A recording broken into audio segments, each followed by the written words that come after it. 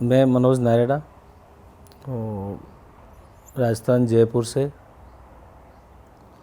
और मेरा traditional art का मैं आर्टिस्ट हूँ। ट्रेडिशनल में इंडियन हो चाहे इंग्लिश हो, जो भी आर्ट आता है वो सभी टाइप का ऑर्नामेंट्स है, डिजाइन से, सीलिंग में, वॉल पे, और कार्विंग वाले जो सोफ़े वगैरह बनते हैं वुडन में, उन पे जो कार्विंग होती है उन पे भी मेरा गोल्ड लीफिंग का आर्ट वर्क है।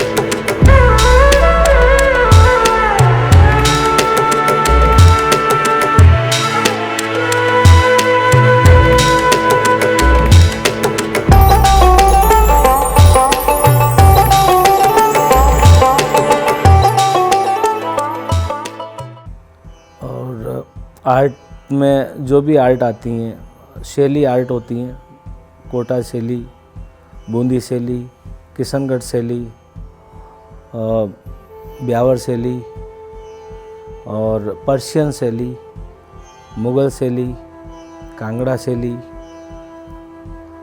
इस टाइप से बहुत से शैलियाँ हैं जिनका मैं आर्टिस्ट हूँ। सभी तरह का आर्ट में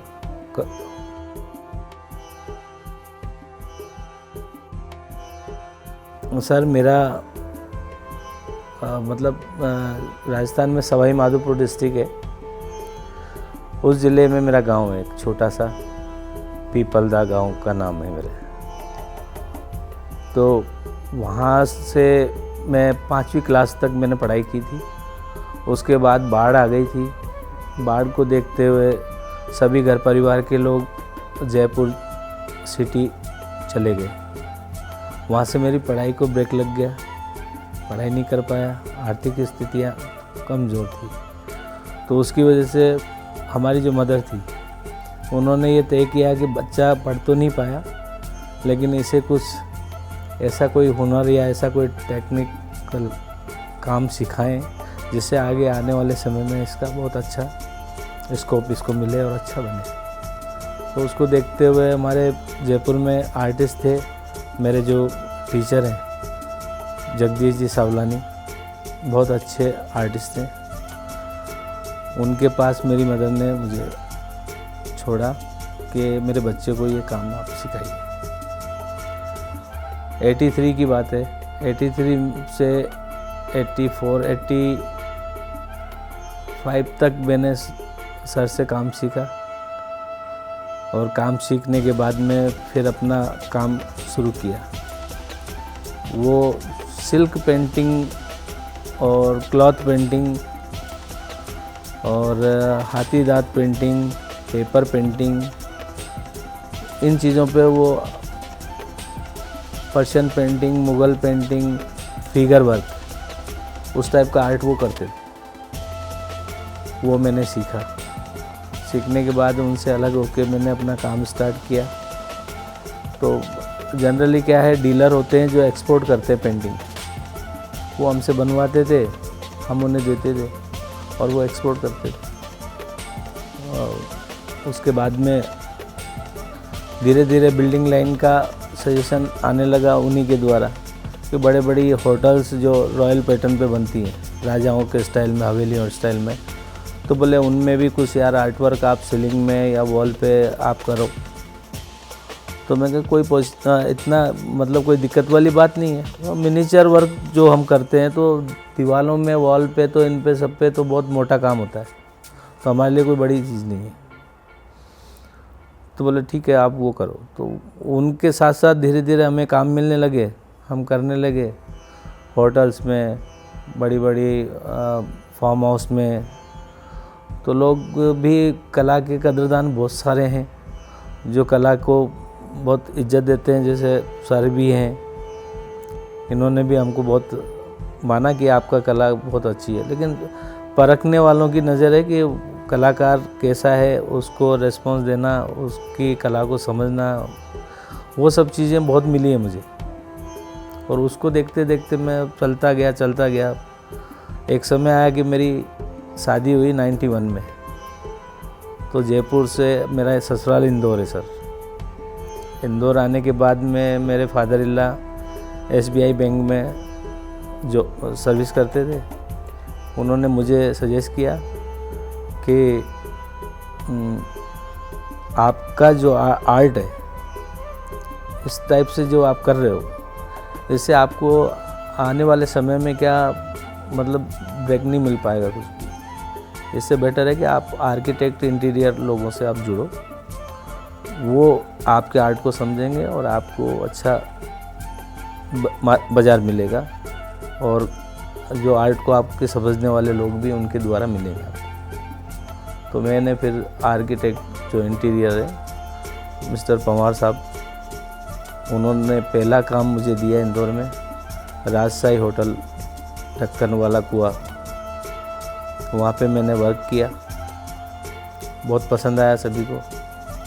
इसके बाद फिर मार्केटिंग वाले जो लोग हैं, सभी लोग आके देखने लगे, मिलने लगे कि कोई जयपुर से, कोई राजस्थान से कोई कलाकार आया है, तो इस टाइप का वर्क वो सीलिंग में, वॉल में, डोम में, फर्नीचर पे, मार्बल पे, सभी पे वो आर्ट वर्क करता है। तो सभी ने मुझे बुलाया और सभी ने मेरे को धीरे धीरे सभी ने अपना अपना हिसाब से इंटीरियर आर्किटेक्ट से मिलवाने लगे, और इस टाइप से मेरा काम चलता रहा, और आज भी मेरा काम वो चल रहा है। प्लस पॉइंट है कि मैं उसके साथ साथ एक इनले आर्ट होता है सर, जो इटालियन फ्लोरिंग जो लगती हैं या टेबल टॉप होते हैं, उन पे खुदाई होके और उसमें वो जो डिज़ाइन होता है, उस डिज़ाइन को हम फिट कर देते हैं, फुल पत्तियाँ। एक तो ब्रशिंग से वॉल पे करते हैं, और उसी को डिज़ाइन को हम इटालियन जो पत्थर है उस पे कटिंग करके कलर्ड स्टोन से वही पत्तियाँ कटिंग करके उसमें फिट कर देते हैं। MOP भी यूज़ करते हैं, मदर ऑफ पर्ल जो सीप से कटिंग होकर डिज़ाइन होते हैं। तो ये काम भी मैंने धीरे धीरे स्टार्ट किया है, उसमें भी मुझे काफ़ी प्रशंसा मिली है, और इंटीरियर आर्किटेक्ट जो भी हैं बहुत लाइक करते हैं मेरे काम को, और उनका तो बहुत ही मेरे साथ कोऑपरेट है, क्योंकि हर काम में वो बड़ा दिल से बात करते हैं और दिल से ही मेरे को डिज़ाइन देते हैं, और मैं भी उनको दिल से काम करके देता हूँ।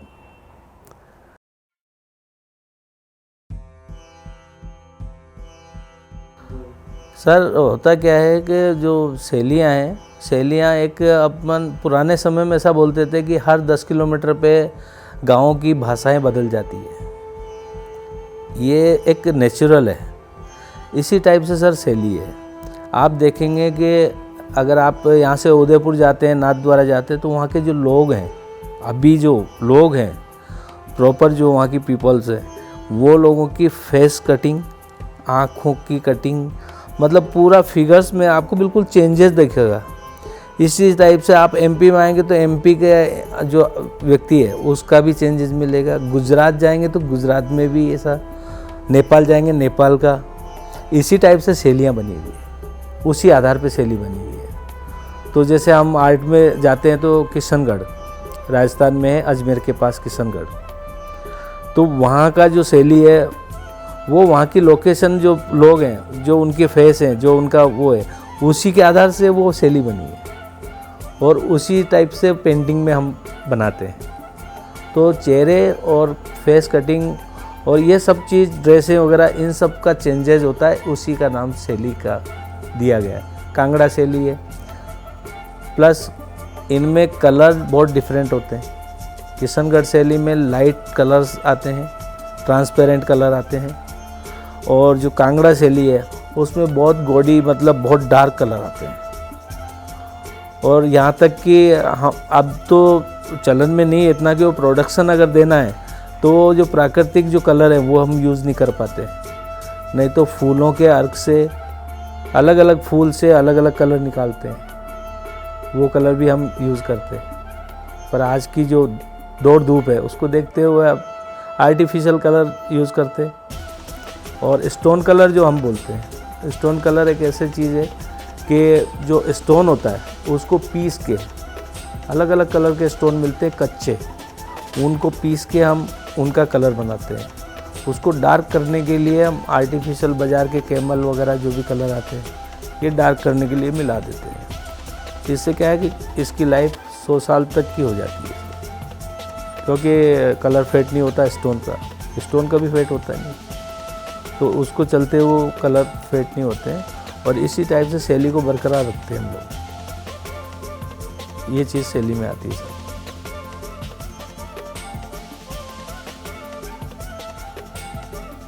फेवरेट, मेरा बहुत फेवरेट रहा है ससुराल, नहीं इसकी वजह नहीं, मेरी आर्ट की जो यहाँ पे कदर है और जो मुझे लोग प्यार देते हैं मेरे कला को, मैं उससे ज़्यादा खुश हूँ एमपी के इंदौर शहर से। यहाँ के जो इंटीरियर हैं, आर्किटेक्ट हैं, मैं उनको सैल्यूट करता हूँ, क्योंकि कलाकार की बहुत कदर करते हैं। यहाँ के लोग भी कला के मामले में, वैसे तो चलन में है कि खाने के मामले में इंदौर सबसे बेस्ट माना जाता है। और यहाँ तक कि नहीं, सभी जगह हम जाते हैं तो हमको इंदौर के लिए यही चीज़ मिलती है कि इंदौर का खाना या XYZ खाने में, किसी भी चीज़ में। और एक लोग है ना, बिंदास लोग बहुत हैं इंदौर के, बहुत बिंदास लोग हैं, बहुत दिलखुश लोग हैं। और किसी भी क्षेत्र का कलाकार हो, किसी भी फील्ड का कलाकार हो, हर आदमी उसको मतलब बिल्कुल कोऑपरेट करता है और उसको साथ देता है यहाँ का।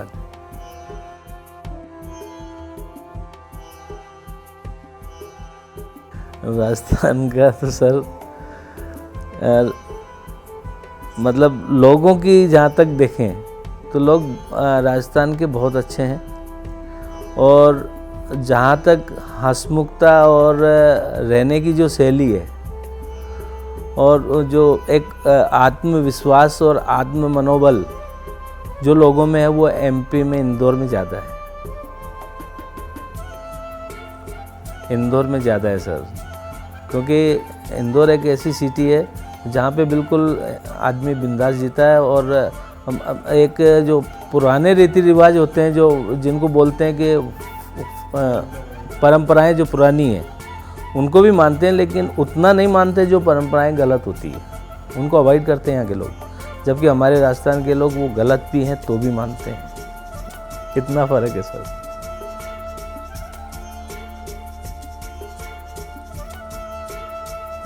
गोल्ड से सर हम 2 तरीके का गोल्ड होता है और 2 ही तरीके का सिल्वर लीफ होती है।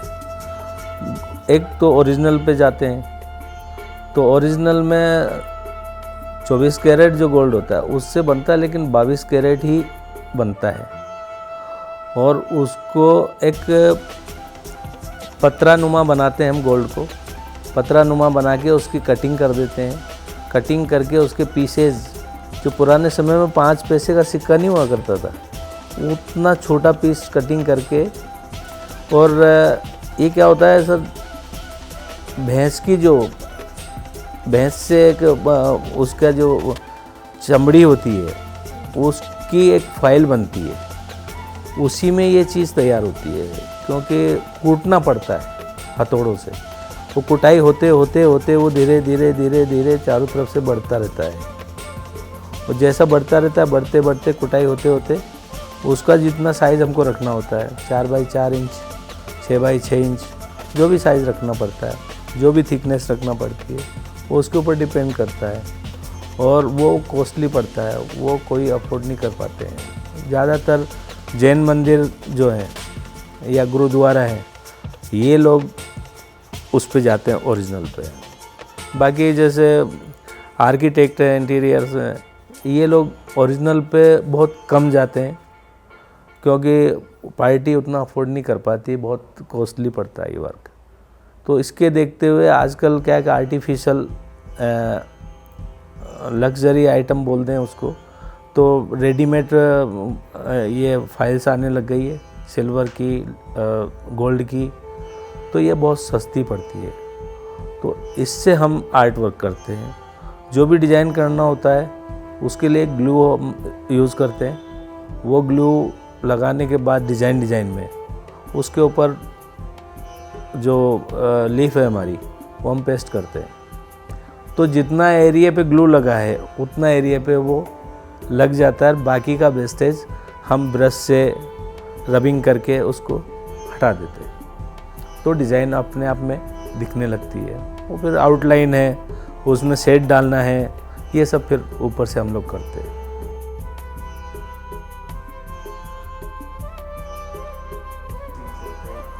सर मुझसे मिलके तो क्या है कि मैंने अभी कोई क्लासेस वगैरह कुछ इस टाइप का मैंने यहाँ नहीं किया है। हाँ, बाकी अगर मुझसे वो मिलते हैं तो मैं बराबर उनको वो टेक्निक बताऊंगा।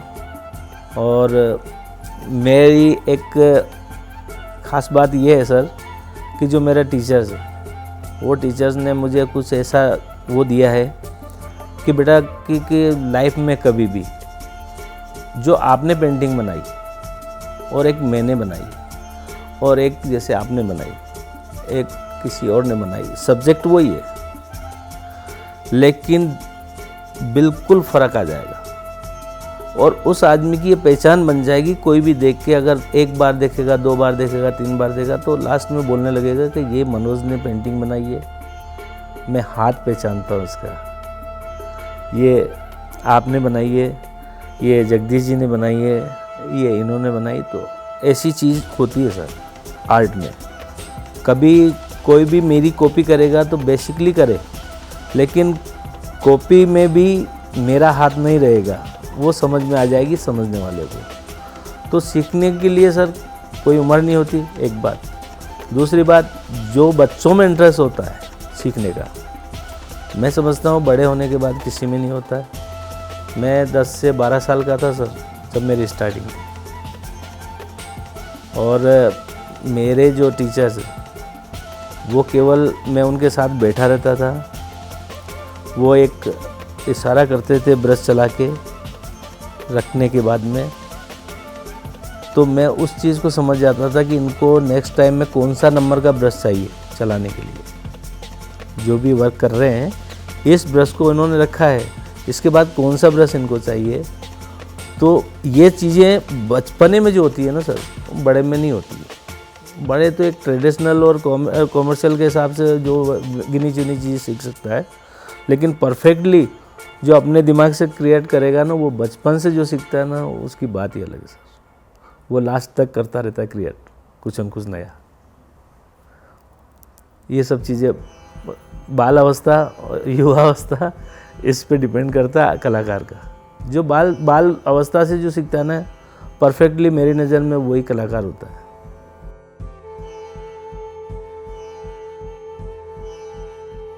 सर मैंने वॉल पे भी किया है, फिगर वर्क भी किया है वॉल पे, और ऑर्नामेंट्स जो डिज़ाइन है या फ्लोरेंस है, ये सारी डिज़ाइंस मैंने वॉल पे भी किए, सीलिंग पे भी किए, मार्बल पे भी किए और वुडन पे भी किए, MDF। और इसके अलावा जो वुडन के जो डोम बनते हैं उन पे भी मैंने किया है। तो बहुत सी ऐसी चीज़ें हैं सर। मैंने अब सिल्क पेंटिंग तो मैंने की है, वहाँ से मेरी शुरुआत थी सिल्क पेंटिंग से, पेपर पेंटिंग से, वहाँ से मेरी शुरुआत थी। और बहुत ही मिनीचर वर्क होता है वो। हमको एक एक चीज़ ऐसा नेचुरल शेड का भी आप मतलब देखेंगे तो वो यही सोचता रहता है आदमी कि यार इस तरीके से शेड दिए कैसे इन्होंने। ब्रश से इतना काम हो जाना मतलब बहुत बड़ी बात है सर। जो हाईलाइट एक दिखाते हैं, यहाँ से डार्क, यहाँ से लाइट, फिर यहाँ से लाइट, फिर यहाँ से लाइट, वो सब चीज़ है, ये बहुत बड़ी चीज़ है सर। तो मैंने सीलिंग पे भी किया है, POP की सीलिंग पे भी किया है, वुडन सीलिंग पे भी किया है, और इटालियन और मार्बल वगैरह सभी पे मैंने किया है सर। और यहाँ तक कि जो कार्विंग सोफ़े हैं या कार्विंग से रिलेटेड डाइनिंग टेबल है या चेयर हैं, इस टाइप की जो आइटम है उन पे गोल्ड लिफिंग, और यहाँ तक कि जो वुडन जो सोफ़ा बनता है, एक सोफ़े पे जो कार्विंग होती है उस पे बाहर इटली में होता है वो आर्ट, इंडिया में नहीं करता कोई मेरी नज़र में अभी तक। लेकिन मैंने उसको कोशिश की है। आपके इंदौर से 20-30 किलोमीटर पे मऊ, वहाँ पे महेश खंडेलवाल जी ज्वेलर्स है, उनका बंगला बना था सर। तो मुझे बुलाया गया था, तो वहाँ पे डीको पेंट पूरा फर्नीचर पे किया वाइट, और उसके ऊपर हम बोलते हैं इलकारी, जो गोल्ड का लिक्विड बनता है ओरिजिनल 24 कैरेट का। हमारे जयपुर में बहुत अच्छे इसके मास्टर हैं जो लिप भी बनाते हैं और लिक्विड भी बनाते हैं। पूछते नहीं है सर। वहाँ पे पन्नी घरों का रास्ता, मोहल्ला, उसकी पहचान है। वो पूरा परिवार वहीं मिलेगा इस काम को, जो हमको ये मटेरियल बना के देते हैं। वो लिक्विड ऐसा होता है सर कि उसके ऊपर शेडेड टाइप में हम लगाएंगे, दिखने को आपको नहीं दिखेगा। वो सूखने के बाद वो जब हाईलाइट होता है, इधर उधर आप ग्लो करेगा तो पता चलेगा गोल्ड है, इस पे गोल्ड दिख रहा है। कहीं कहीं हम उसमें रेड शेड, ग्रीन शेड, इस टाइप की शेड भी दे देते हैं। तो ये ज़्यादातर विदेशों से जो ये अपने फ्लावर पॉट वगैरह बन के आते हैं, जिन पे फिगर ये मारिया जो लेडीज़ है उस टाइप की पोर्ट्रेट बन के आती है, उनमें वो वर्क आता है। वो वर्क भी मैंने किया है। और अभी नई शुरुआत मेरी और है सर, यहीं इंदौर में एक बड़ा प्रोजेक्ट है, मैं उसका काम करने जा रहा हूँ।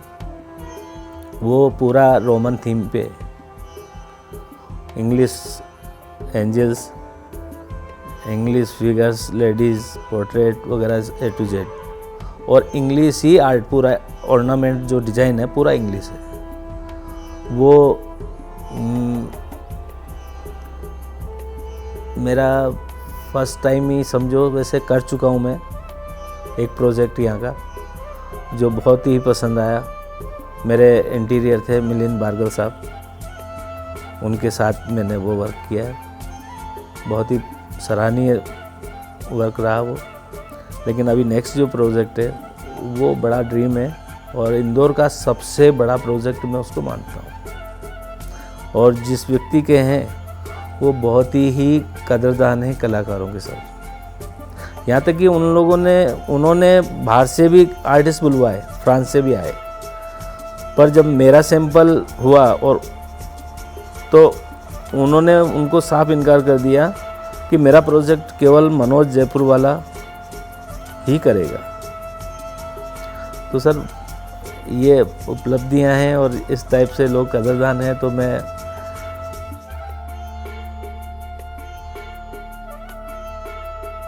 मेरे दिल के करीब सर एक बड़ा प्रोजेक्ट रहा है ये, जो नखराली डालने वाले हैं संजय अग्रवाल जी, और वहाँ के आर्किटेक्ट इंटीरियर जो थे मिलिंद भार्गव साहब। बहुत ही सुपर प्रोजेक्ट है और बहुत बड़े स्तर पे काम हुआ है मेरा आर्ट वर्क का। गोल्ड लीफिंग से ही काम हुआ है कम्प्लीटली। और सेकंड प्रोजेक्ट मेरा रहा सर, गोपाल गोयल करके हैं मनोरमागंज में, उनके यहाँ मैंने वर्क किया। और होटल्स लाइन में राजशाही होटल, सूर्या होटल और गुरु कृपा होटल प्रदीप शर्मा जी की, उनका भी मैंने बहुत अच्छा काम किया। मेरे को भी बहुत पसंद आया। ट्रेडिशनल में था पूरा और थीम भी वैसी थी। वहाँ के इंटीरियर कुमार साहब थे। तो इस टाइप से बहुत सारे प्रोजेक्ट है सर। मतलब अभी लगभग कम से कम मैं अभी तक में इंदौर में 1200-1500 प्रोजेक्ट मैं कर चुका हूँ, जो बहुत अच्छे प्रोजेक्ट रहे।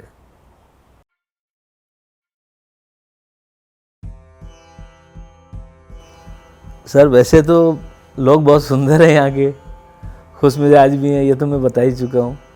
पर इसके साथ जो ये सफाई अभियान का जो इंदौर का है, ये तो शायद चौथी बार हुआ है सर, है ना।